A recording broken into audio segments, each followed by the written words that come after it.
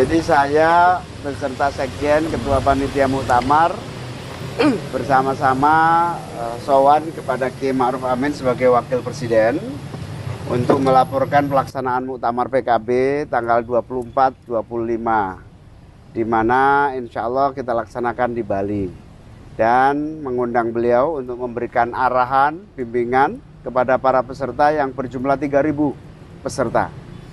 33.000 peserta ini akan hadir dari seluruh ketua cabang yang diikuti oleh ketua, sekretaris, bendahara, ketua Dewan Syuro, sekretaris Dewan Syuro. Kiai Ma'ruf menyampaikan bahwa insya Allah akan memberikan arahan minimal secara virtual, kalau tidak bisa hadir langsung. Kenapa kita membutuhkan Kiai Ma'ruf? Karena beliau adalah pendiri PKB, Ketua Dewan Syuro PKB yang pertama, juga perintis kaidah-kaidah dan norma-norma anggaran dasar dari PKB. Beliau yang salah satu yang menyusun, termasuk saya menjadi bagian dari tim waktu itu. Nah, pentingnya Kiai Ma'ruf agar meluruskan bahwa PKB ini harus mandiri, kuat, kokoh, tidak boleh ada intervensi dari manapun. Berarti tadi sempat dibahas juga terkait dengan perbedaan antara PKB dan PBNU juga. Ya, kita juga melaporkan bahwa ada keinginan intervensi dari PBNU. Beliau sampaikan, ya semua harus taat konstitusi, karena PBNU dan PKB dua organisasi yang berbeda. Satunya Orpol, satunya Ormas. Dan saya berharap PBNU untuk taat konstitusi. Mau taat kepada siapa lagi kalau tidak konstitusi?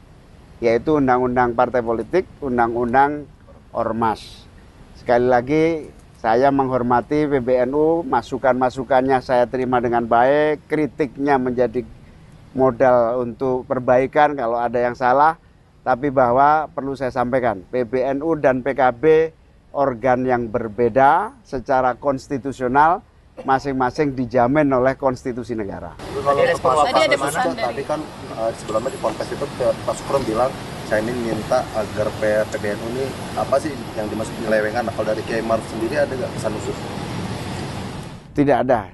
Beliau hanya bekerja sesuai dengan tugas masing-masing. Gus, dari tadi kan membahas soal PBNU harus taat konstitusi, terutama untuk tidak turut campur dalam urusan internal PKB. Belakangan kita tahu PBNU itu menerima izin kelola tambang. Apakah itu bagian dari melanggar konstitusi juga? Wah, nggak tahu saya. Terus tadi pas di pembahasan sama Wapres bahas soal ketum-ketum PKB nanti akan dibahas di Muktamar nggak, Gus? Enggak. Nanti beliau ingin diupdate perkembangan, dan tentu nanti akan kami laporkan setiap perkembangan aspirasi para peserta Muktamar yang 3.000 itu. Tadi kan jenengan kan juga bilang belum tentu jenengan maju lagi nih, Gus, sebagai ketum PKB. Emang ada siapa lagi, Gus, yang kemungkinan bakal maju? Ya, setiap Muktamar harus begitu, menyerahkan sepenuhnya kepada para muktamirin, DPC, DPW, karena di Muktamar itu akan ada evaluasi kegagalan, kesalahan, kekurangan itu pasti dihajar, tapi juga ada evaluasi keberhasilan, prestasi, penghargaan.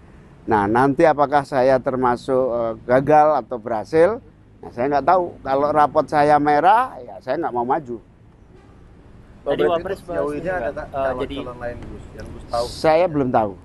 DPC punya kemandirian untuk menentukan. Gus, kan Pak Wapres sempat menyebut bahwa dirinya siap menjadi penengah antara PKB dan PBNU. Apakah tadi dalam disebutkan? Sudah enggak lagi, karena beliau lebih tegas lagi. Sudah, ini bukan soal dua organisasi yang sama, ini beda. Sudah urusannya beda. NU urusannya apa, PKB urusannya apa. Jadi Wapres nggak mau jadi juru damai. Nggak ada pesan apa-apa.